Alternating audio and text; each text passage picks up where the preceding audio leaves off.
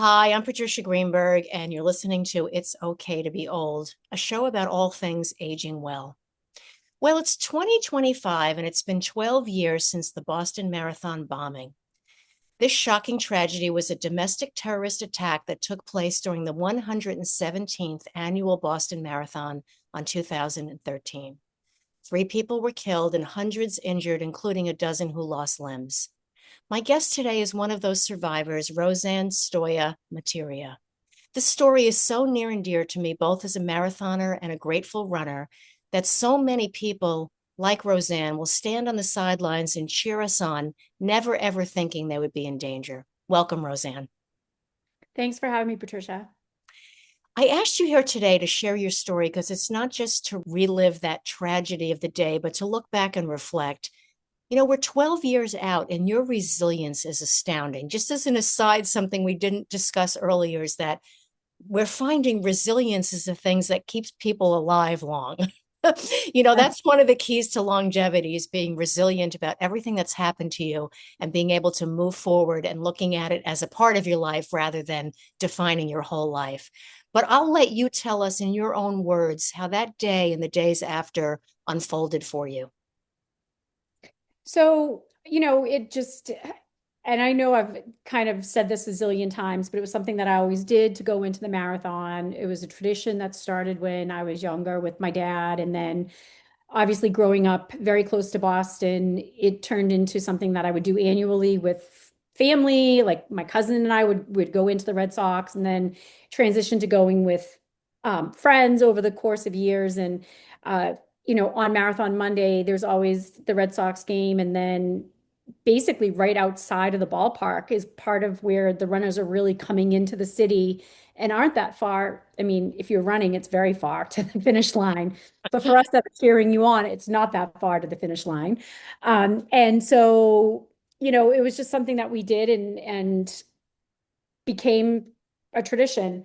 It's always great weather. Well, I shouldn't say that because it's better weather because you're transitioning also from the winter into the springtime. And as a kid, it was our beginning of our spring vacation. So it was just a fun time to be in the city. And then also getting older, it was a fun time to be in the city because it meant summer was around the corner and a lot of businesses, workplaces are closed down. And anybody that was of your age, it was the place to be, and you knew someone who was running most likely, or a family member that was running, and that was really something that was typical. And the only thing that wasn't typical of that day is what happened. And went into the Red Sox, got notification that a friend was going to be near the finish line or coming in, so we needed to be near the finish line so that she would know where we were, to cheer her on for that last quarter of a mile, maybe to the finish line. And so we went to our spot and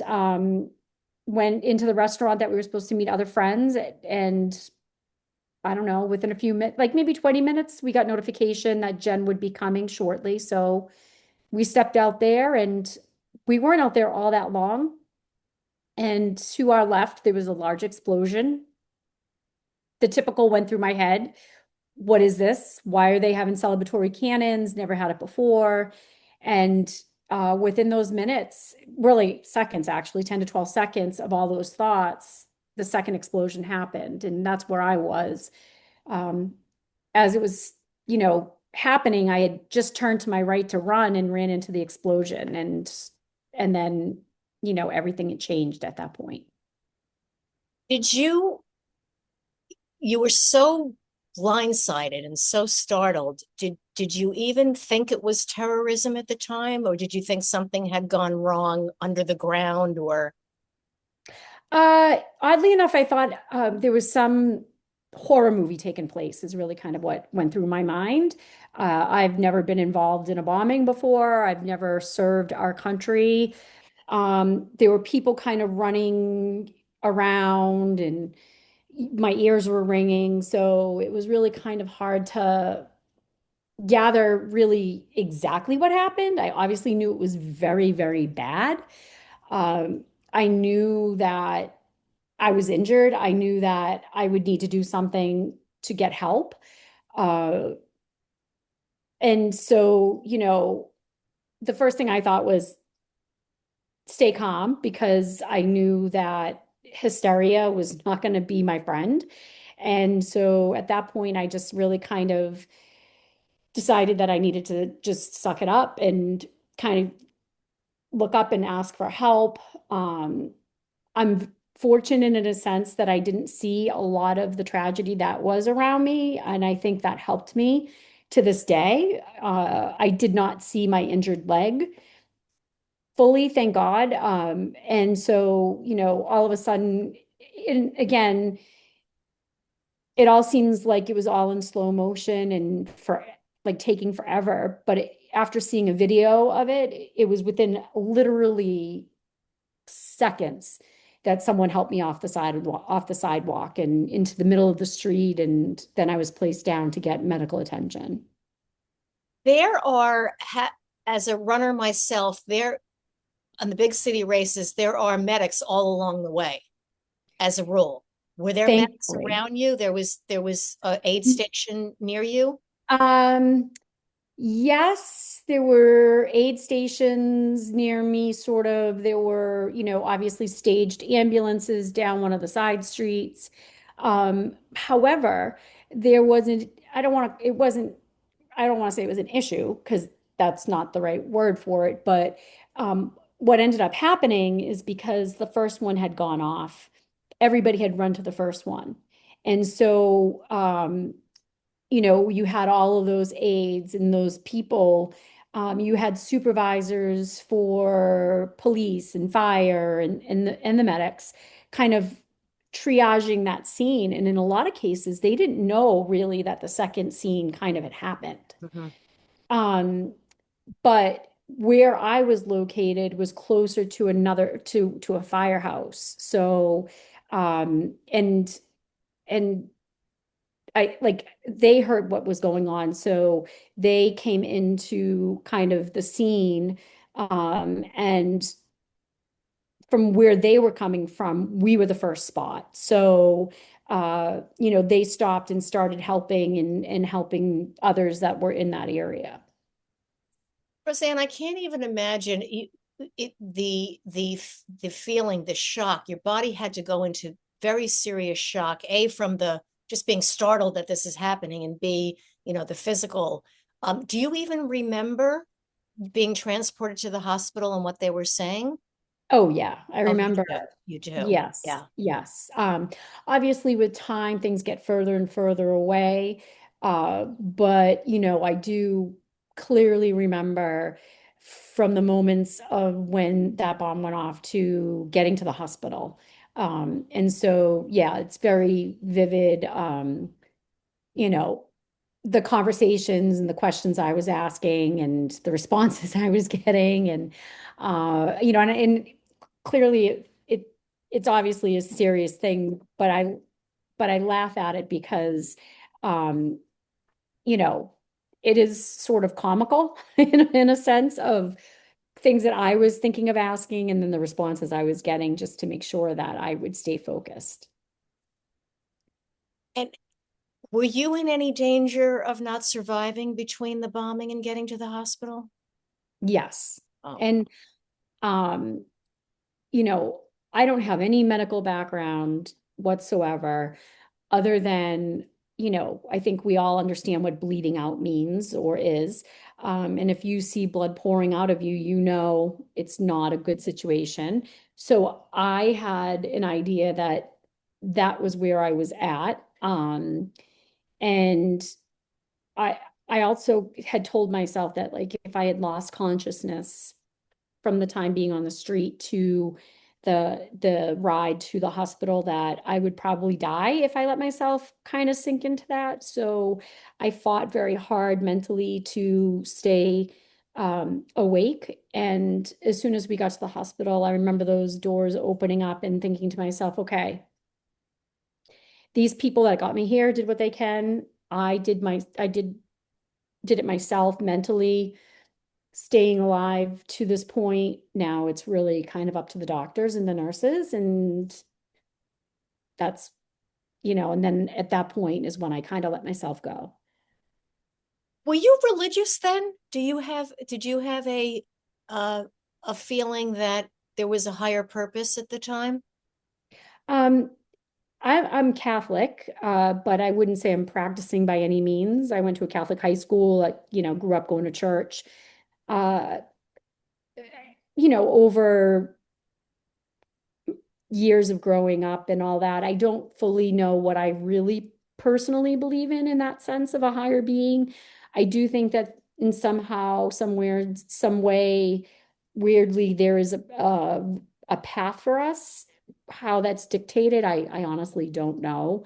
Um, but you know, I and I shouldn't say that because when I lose something, I do pray to Saint Anthony, and he always helps me out. So, there's those saints that come in to help every once in a while, and I'm very fortunate in that way. But I don't know. I think there's a path that we're on, and we just have to live our lives and hope that that path keeps us safe and directs us in the right in the right path.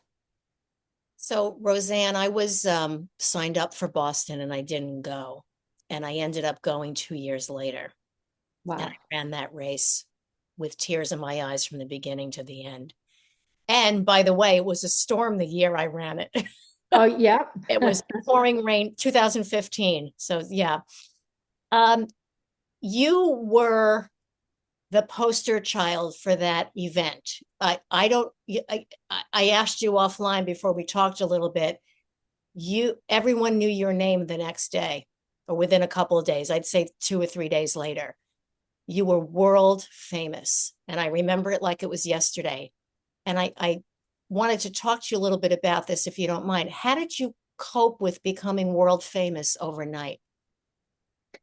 Well, I mean, I think in one aspect, there are others that were a little bit more iconic than me. With the Jeff Bowmans out there who he lost both legs and, some of those other images. I also think in this, not to discredit any of the attention I got, because I know I did get a lot, and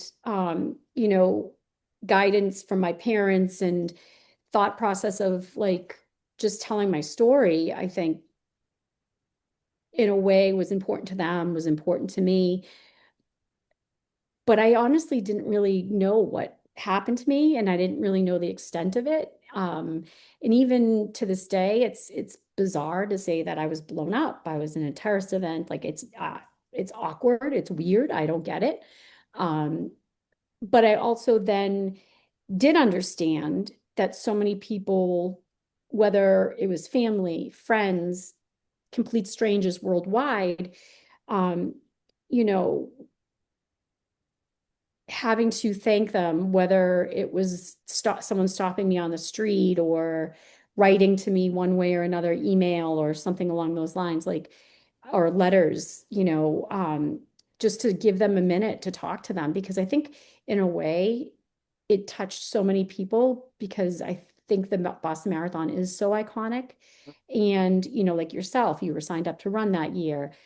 Someone knows somebody, someone has a family member who was running or could have been running or had gone in or whatever. And I think it was important for people to see that we were going to be okay. But I also think it was therapeutic for personally me, to speak to people about it and talk. And I think that has helped me tremendously over the last 12 years, being willing and able to discuss it.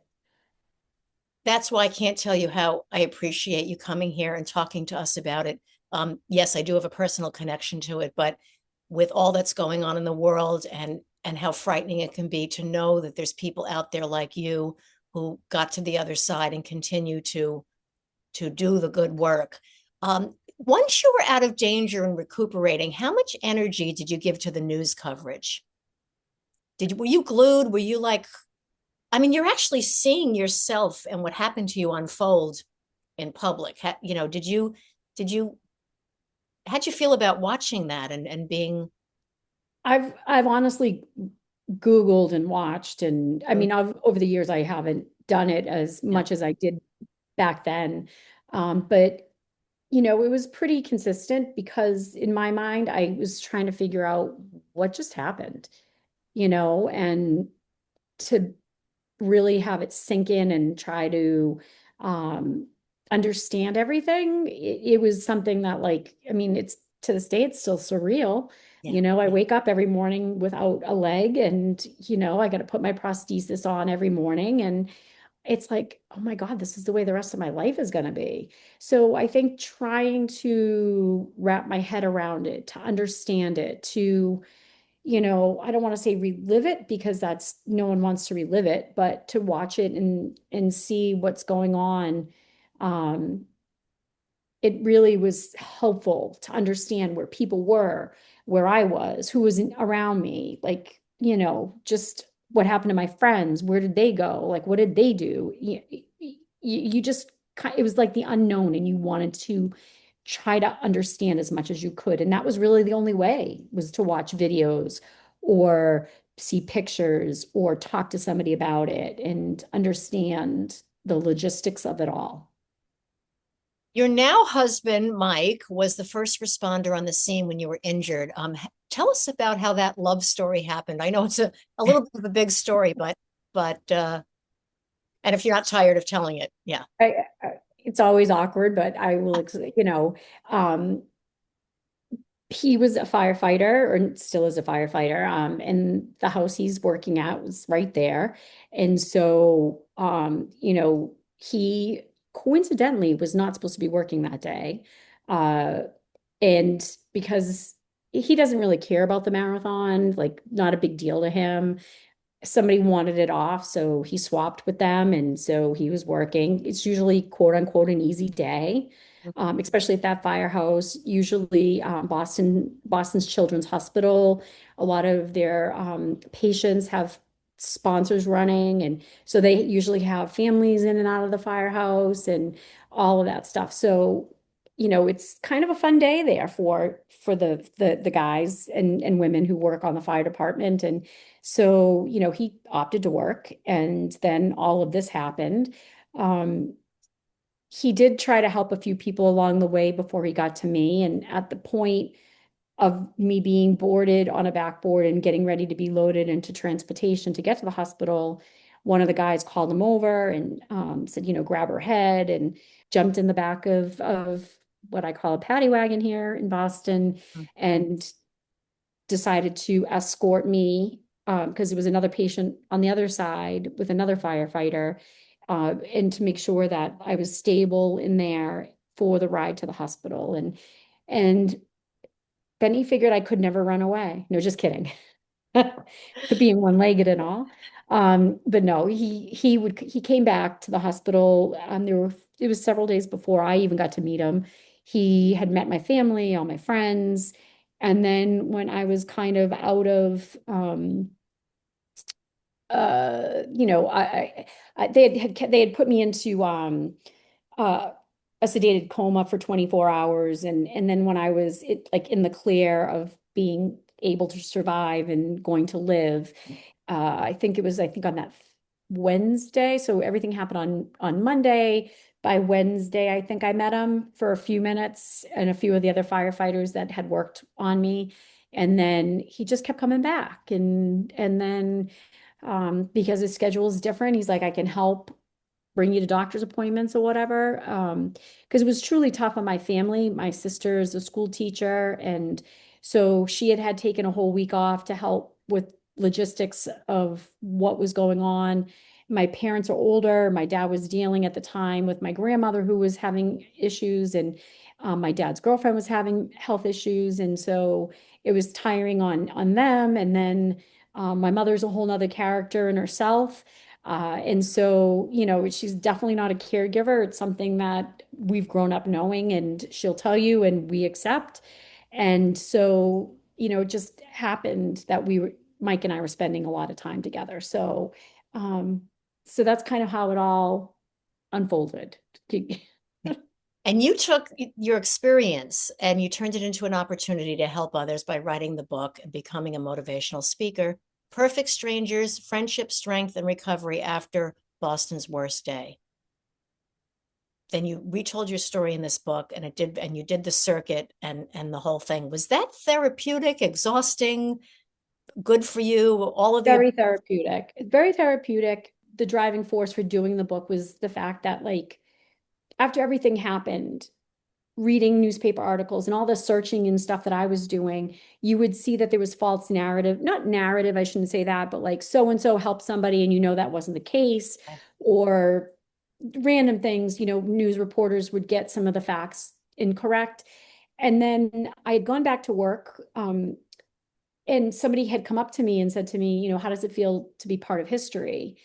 And that was like a big shock to me. And it kind of all swirled in my head of like, if someone's going to tell my story, it's going to be me. It's going to be in my voice. It's going to be how I remember it, not how someone else is going to tell what I remembered or how I went through what I went through. And so in doing it, I asked Mike, not my now husband, if he would be part of it, as well as a Boston police officer who was there that day, and then the college student who helped me.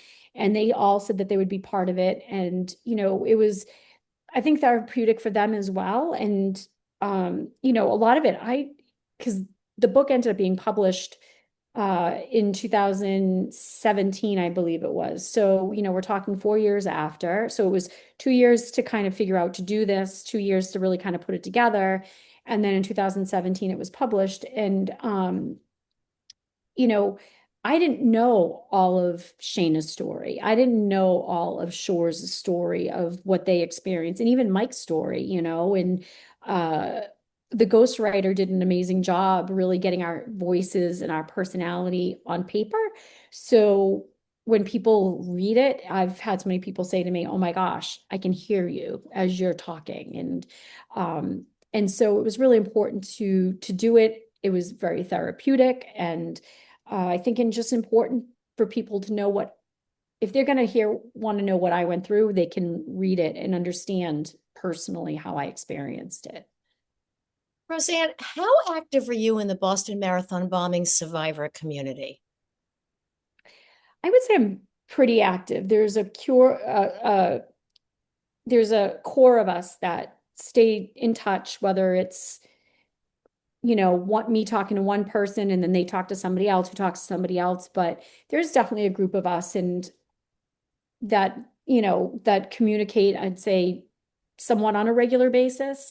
And then there's others that you might see on the anniversary. Not to say that I like the anniversary by any means, because that's not the case, but I feel comfort when we get together. And, I think it's important because we all experienced it. As different as our injuries may be, we experienced them in the same way. And I think that it's important for all of us to kind of connect, whether it be once a year or every couple of years. And there's I guess there's a collective, it's like anything else in life. If you've been through something together, you have this unspoken bond that stays with you for life. And it's people you can rely on in ways that the rest of the world may not understand, unfortunately or Absolutely. fortunately. Absolutely. Roseann, I really want to showcase you as a role model for all the people out there who think they're too old, too infirm, or they've let life's trials and tribulations get the best of them. 4 years after this experience, in 2017, you and your husband, Mike, embarked on another amazing challenge, climbing the 86-story Empire State Building for team challenged athletes. Again, Roseann, I was there on the challenged athletes team because I was climbing in honor of my uncle. So it's just such an interesting thing that we were both there, and I am, thank God, blessed with the ability to do this. And you are truly a challenged athlete, and you did that. I can't tell you how much I admire you for doing that. Did you know what you were getting into when you did that?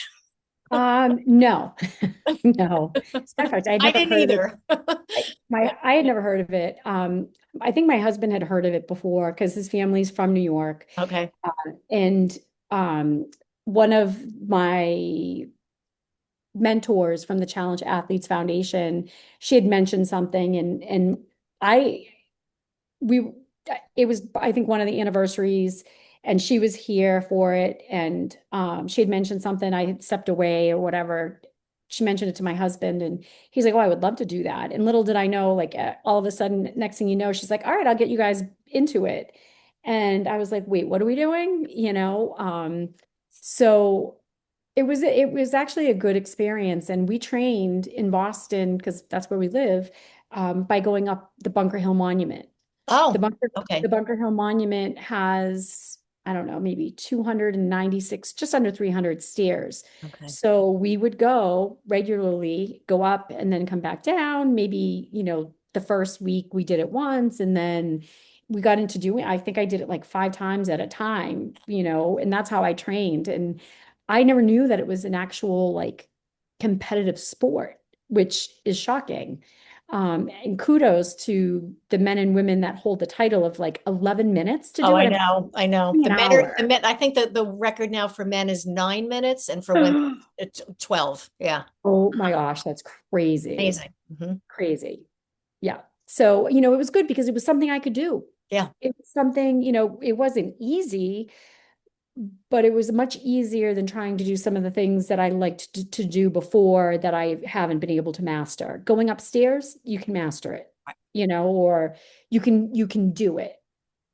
So Are you it, out and about now? Are you walking? Or are you yep, going to the gym? walking, What's your sport of choice today? uh, getting out of bed. No, just kidding. Sort of. Yeah. Um, walking, yes. Trying to run again, which is really basically walking for me. You can walk next to me in while I'm running. Uh, but just trying to stay active. It was something that I was very adamant about doing before everything happened. So I enjoy life. I enjoy eating. I enjoy drinking. I like to have a good time. And in Yes. order to stay healthy and somewhat fit, you need to stay active. And so I try to do those things to do that. That's fantastic. Roseann, what are you working on going forward? Gosh. I'm doing a little public speaking here and there. Not a ton of it, which since COVID, it really hasn't been something that kind of gave me a break from it all. And I'll do one or two here or there depending on the situation. But I'm just working for a friend of mine who owns a general contracting business and doing some administrative work for them. And then on the side, every so often, whether it's from a physical therapist, one of my former therapists, or um, one of the doctors at Spalding or at Mass General, I do some peer supports where if someone needs me to come and visit someone. As a matter of fact, my dad just had a friend who had some circulation issues and had a leg amputated. And he's like, can you come with me to the hospital to speak with them? And, I just feel like these people that get amputated this day, for just random reasons, they didn't have the support that I had because mine was such a highly publicized situation. And all of these people came out of the woodwork again, worldwide, that I find it's, really important for me to turn around and be that support for someone somehow, somewhere, some way. And then they can determine, what they want from me. But to let them know that I'm here to help like everybody was, because I don't know how people get through this without having that support. Absolutely. In closing, I want to thank you so much, Roseann Sdoia Materia, for joining us and sharing such a touching and inspirational story. You can reach out to Roseann on her website at www.robostrong.com, just like it sounds, ROBO strong.